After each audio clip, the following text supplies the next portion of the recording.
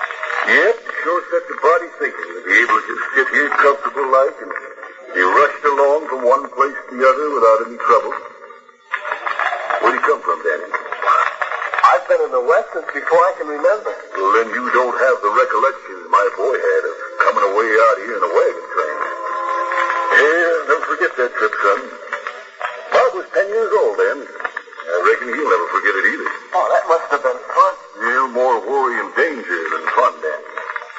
You see, I was wagon master, and I was told by a certain hombre you hear about. It was one of the biggest wagon trains to ever come out this way. Must have been mighty big. Oh, it sure was. You see, I owned a lot of wagons back in Kansas City. When the Army made arrangements with me to bring supplies and rifles out here, I decided to bring my wife and boy along and stay in the West. By the time we reached the Arkansas River, many civilian wagons joined us. 6 troopers came along to sort of escort, but everybody took orders from me. Weren't you afraid of trouble with Indians? Well, frankly, I wasn't too sure myself. But the Army notified me that we'd be met this side of the Arkansas River by 2 men who knew the West better than anybody. They'd lead us through the Indian Territory. Oh, and did the 2 scouts meet you there? Well, they weren't exactly scouts, Dan. One of them was a masked man, and the other an Indian. A masked man and an Indian? Surprised as you are? Well, you just sit tight and listen to all that happened. We'd been told ahead of time that one of the men would be masked. So when those 2 hombres met the wagons, I wasn't surprised.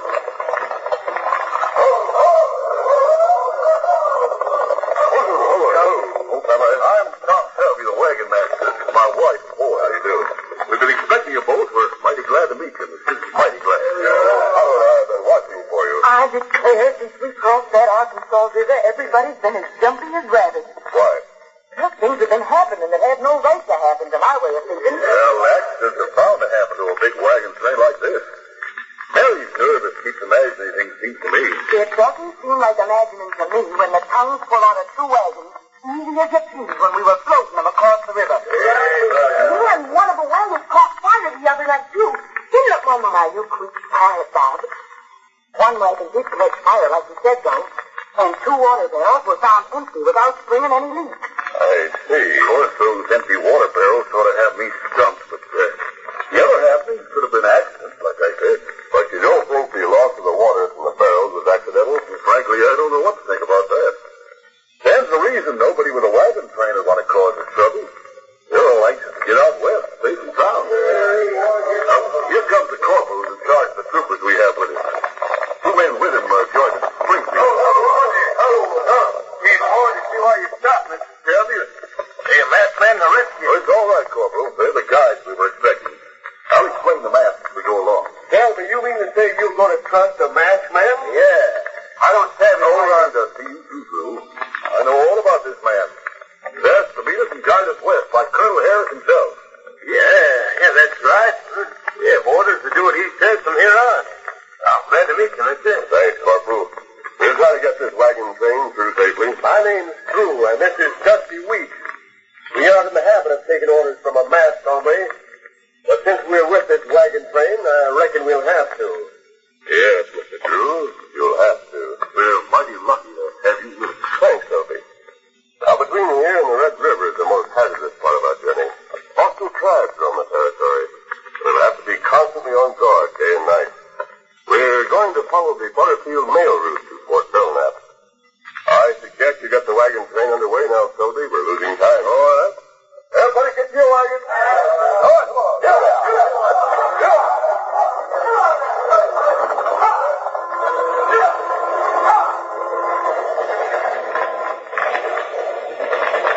So the wagon train got underway once more, Danny. The masked man rode in the lead with me. The Indian Tonto rode at the end of the train. Golly. At that time, the Butterfield Overland Mail Route was hardly more than a footpath. The wagon train was putting up with plenty of difficulties. We had to go over rugged mountains and rolling plains, through swampy valley and thick forests. With it all was the blistering heat. But did anything more happen after you met the masked man in India? Yeah, I'm coming to that, Danny. For the first 3 days, things seemed to go all right. Morning of the 4th day, the wagon train came out of the hills, and a great billowing flame stretched before us. When we broke camp at dawn, the Indian Tonto came up front to talk over our route with a masked man and me. Well, as we came over the last foothill and looked at the plain spread before us, we saw a mass of big, furry crickets. Great day, look off there in the plain to the left. Buffalo. Big herd of them. Like hundreds and hundreds. That's right, Selby. Sight of them frightens me. Will it be safe for us to go across the plains? Oh, God! Look at them all! Will it be the No, Bob. I've think we can cross safely enough, Mr. Selby. Buffalo are quite far to the left. As long as they're not disturbed, they'll not bother us. There's a small river to left. Beyond herd. Yes, I think it's a branch of the Cimarron, Tonto. After we're well past the buffalo herd, we'll swing over there and refill our water barrel. Good. All right, let's go, man. Keep the wagons moving. All right.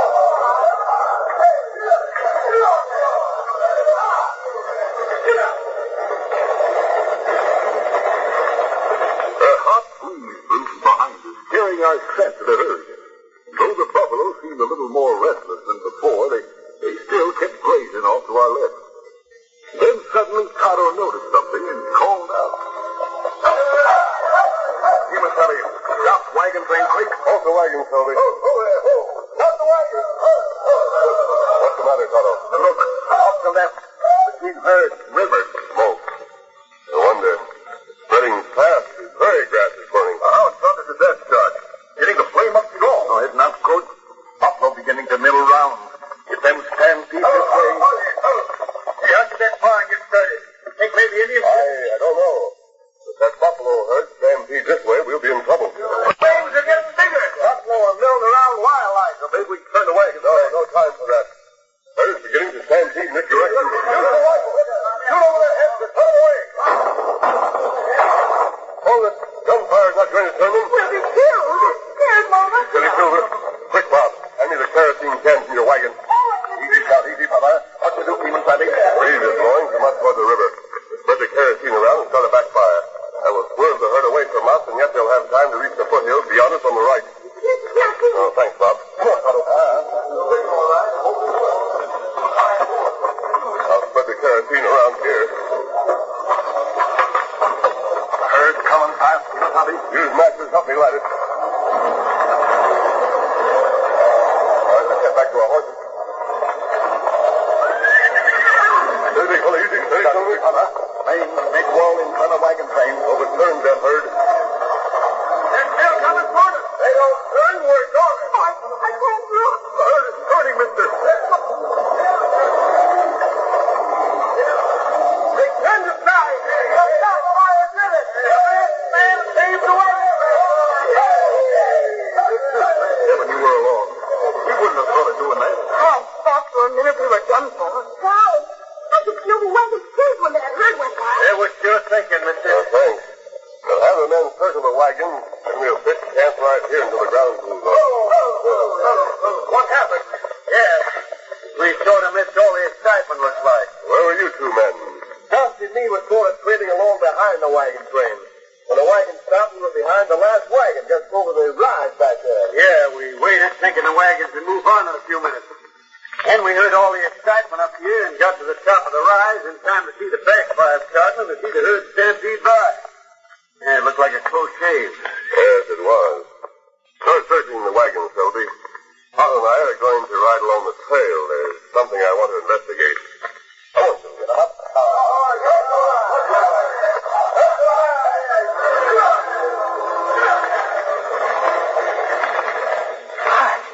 If he hadn't done that to think of starting that backfire, why the herd would have stampeded right into the wagon train. Yes, it would have, son. Well, later, the masked man told me exactly what happened when he and the Indians circled off to the left until they approached the place along the river where the Indian Tonto had first noticed the smoke. He said the ground was still smoldering. Any tracks they might hope to find were gone. That fire started along about here, Tonto. You think maybe someone started fire on purpose, Kimasabi? That's what I'd hoped to find out. It's not easy finding tracks after fire burn along here. Yes, I know. Oh, wait a minute. Let me stop here. Easy, steady, be caught. Look there, Tonto. Half submerged in the water near the riverbank. You see it.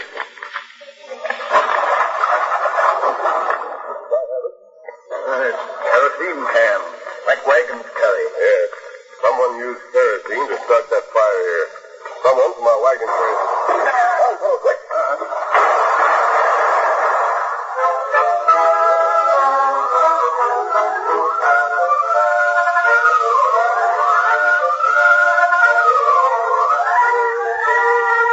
The curtain falls on the first act of our Lone Ranger adventure.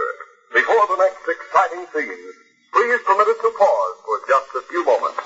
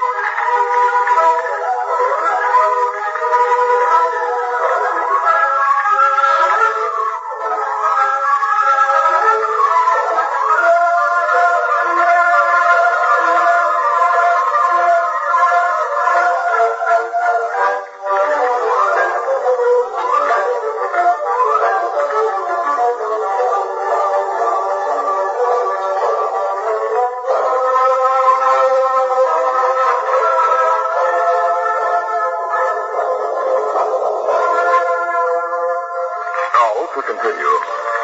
Stanley's train companion, Tom Selby, was telling Dan about the first big wagon train he had bought through the Indian Territory with the help of a masked man and Indians. After a fire starting near the river had stampeded a buffalo herd, the Lone Ranger and Tonto had gone to investigate. They had noticed a kerosene can half submerged in the water near the riverbank. Wading in a few steps, the Lone Ranger had picked it from the water. As he did so, rifle shots rang out, and the two men hastily crouched down and fired their guns. Silence followed for a moment. Then Tonto spoke.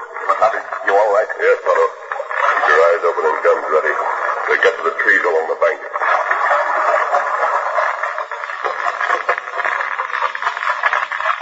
See anyone, Tonto? No. Him use rifle.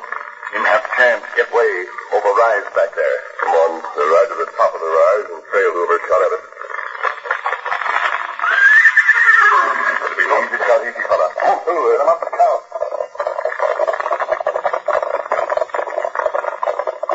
Look out, old fella. Big fellow, easy now. Look, they're topping the next rise, Tonto. I think it's the fellow Drew. But we're not sure. We'll follow him into the wagon camp. Move through it. I'm up the count.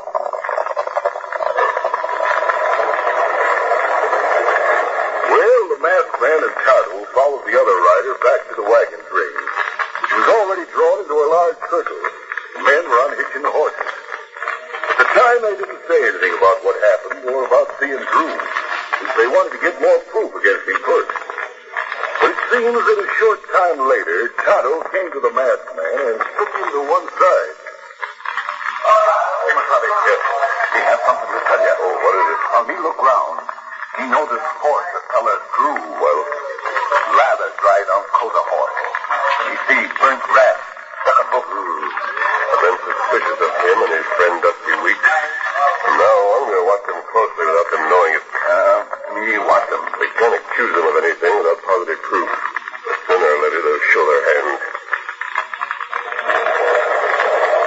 Well, from then on, Danny, the masked man and Tonto watched Drew and Dusty. But they didn't do anything to cause further suspicion. Didn't you ever find out if they were the ones who were causing all the trouble? I'm getting to that, son. After about a week, we finally made our way through to the plains that led to the Red River. Golly, it must have been rough going. Yes, it sure was, Danny. Tonto and the masked man were always watching out for hostile Indians. While scouting ahead, Tonto would come on Indian signs from time to time. But one afternoon, as we approached the Red River, that fella Drew and Dusty Weeks rode up beside the masked man and me at the head of the wagon train. Right away, they began a very friendly conversation. Well, you're doing a good job of getting the wagon train this far, mister. Thanks, Drew. The going will be easier after we cross the Red River. We'll sure be thankful for that. I suppose you're fixing to cross the river down at the Big Bend. It's broad and shallow there. How do you know that? I met an outfit in Kansas City, a Pony Express rider. He told us that was the best place to cross. I see. That is the place you figure on crossing, isn't it? It's the logical place. How far do you reckon it is from here? About 10 miles, maybe? Just about. That was pretty good guessing, Drew. I figure at the rate we're going, we ought to reach there by sundown. I hope so. That means they can all rest tonight. and make the crossing fresh in the morning. That's right. Tell you what, Yes? Josh and I'll ride on ahead to the Big Bend and look things over. You know, make sure there's no quicksand or anything like that. That's a good idea. There are hostile Indians in this territory. Oh, we'll be careful. Let's go, Dusty. Right. Here, come on, here. You know, those two have become right friendly lately. Seem more willing to help, too. So I've noticed. I'm going back to talk to Tonto. Just keep straight ahead, Selby. I want to listen.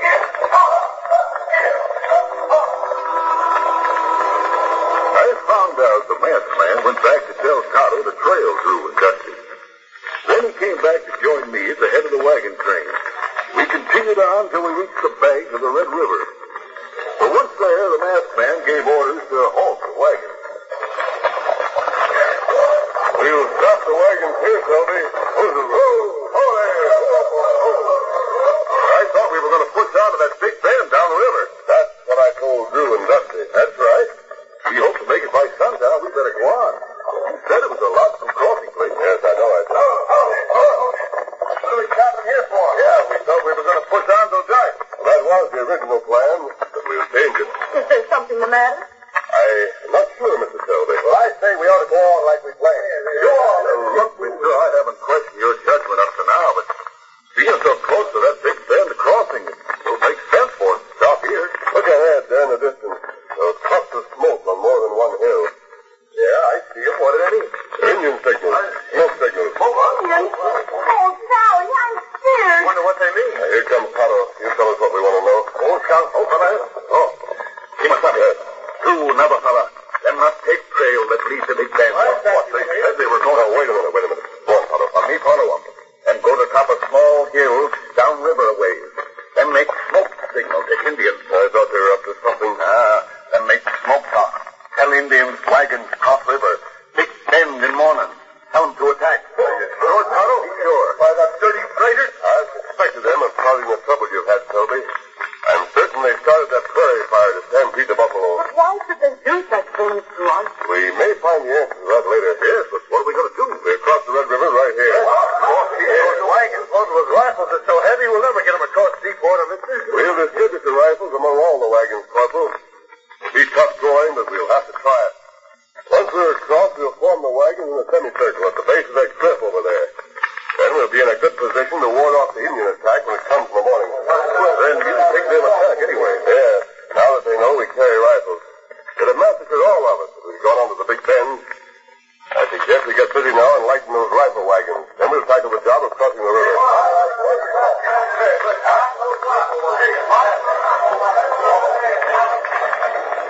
What happened after that, Mr. Selby? Did you get the wagon train across all right? Son, you have no idea what a big job it is to get a large wagon train across the river. But finally we did manage to get them all across. Then we moved down to the base of the cliff the masked man pointed out. You must have been glad to get safely across. Sure was, son. What else happened? We arranged the wagons in a semicircle at the base of the cliff. Took turns standing guard through the night. Following the masked man's instructions, Todd had slipped away and headed for Fort Sherman about 10 miles down the Butterfield Trail. The next morning, after dawn, we saw two riders coming like fury along the trail on our side of the river. Hey, look there. Two riders coming fast. Hey, that's like Drew, Dusty. Look, there come four Redskins not far behind us. The Indians with two barrels at them. Those Indians mean business. The Redskins have turned back. Don't stop scared. Oh, boy. They were going to scalp us. Yeah, there are hundreds of them around the bend in the trail coming to attack. I suggest you put these men under guard. Or better yet, hide them in one of the wagons until later. What for? We came to warn you. You were plotting with those Indians against us. They turned against you, and we changed our plans. Come on, Porky, get moving. I suggest you let every man to his post, Selby. Have them watch the flaming arrows on the wagon. All right, keep your places, man. Redskins are attacking. I want to help. Keep guns loaded, Mr. Selby. That'll help. All right, I'm scared. But I don't want. Good boy, Bob. Keep down behind the wagon. Here they come.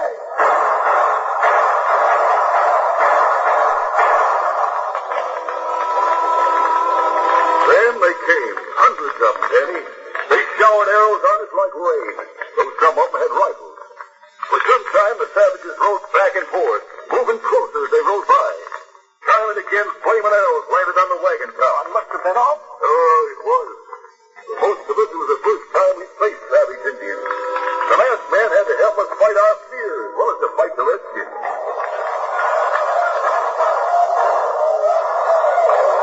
I reckon we're done for. We can't hold out. Don't be fools, men. Keep on fighting. Take a look at Selby and Bob. You men let a woman and boy show you courage? No. No, we'll show them the dirty peasants. That's the way. Keep it up.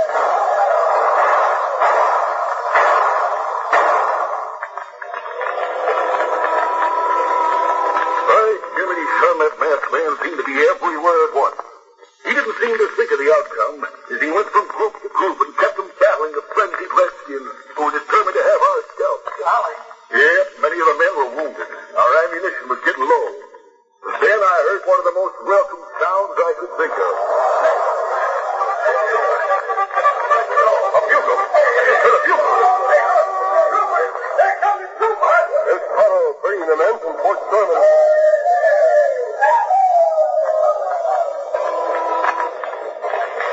I can imagine how you all felt when you saw those troopers, Mr. Self. The men cheered themselves hoarse, Daddy.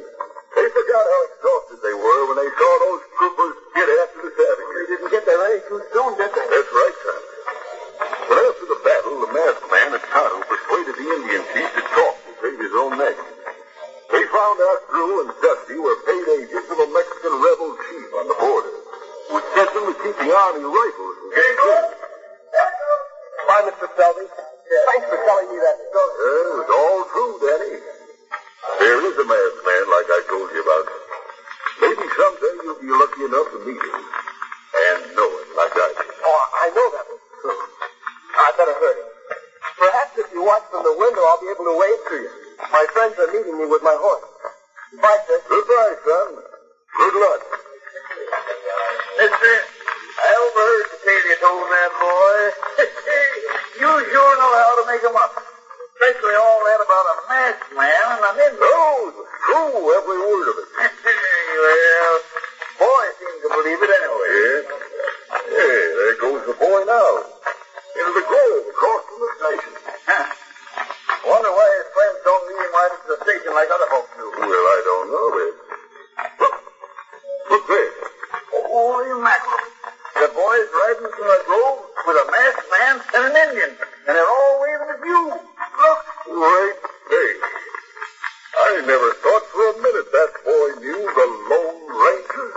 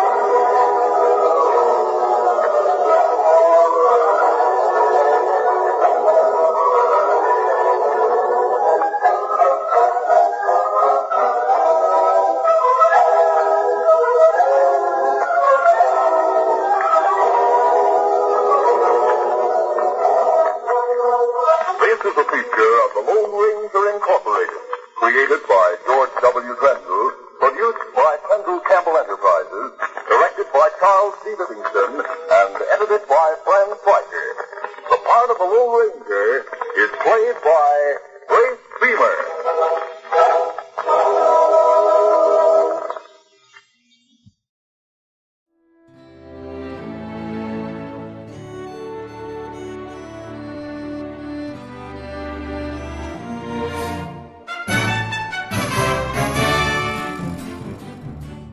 This has been a presentation of OTRWesterns.com, and we hope you enjoyed. Please take some time to like and rate this episode within your favorite podcast application. Follow us on Facebook by going to OTRWesterns.com/Facebook, and subscribe to our YouTube channel by going to OTRWesterns.com/YouTube. Become one of our ranch hands and unlock some exclusive content. We want to thank our most recent ranch hands, Steve and Ron W., who joined us recently. You too can join by going to OTRWesterns.com/donate. Send us an email, podcast@OTRWesterns.com, and you can call and leave us a voicemail, 707-986-8739. This episode is copyrighted under the attribution non-commercial share-alike copyright. For more information, go to OTRWesterns.com/copyright. Have a great day, and thanks for listening.